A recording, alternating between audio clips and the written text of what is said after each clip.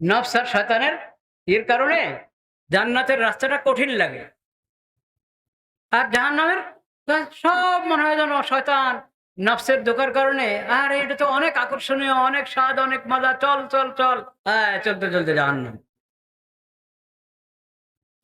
তো জাহান্নামের রাস্তা স্বাদ লাগে, মজা লাগে, আকর্ষণীয় মনে হয়, এই কারণে যদি জাহান্নামের রাস্তা হাঁটতে থাকি তাহলে ঠিকানা কি? জাহান্নাম। এই ধোঁকা খাওয়া যাবে না। এইভাবে ধোঁকা খেলে কবর থেকে শুরু হবে মুসিবত। আর জান্নাতের রাস্তা বাধ্যত কঠিন মনে হয়, আরে শীতের মধ্যে উঠবো, এখন অজু করতে হবে, আবার ফজর নামাজ পড়তে হবে, কত কষ্ট। আর থাক, এশার নামাজ গল্প করতে, এই আড্ডা দিতে দেরি হয়ে গেছে, এখন এখন শুয়ে পড়ি, থাক এশা। হয় কি হয় না? এই এই যদি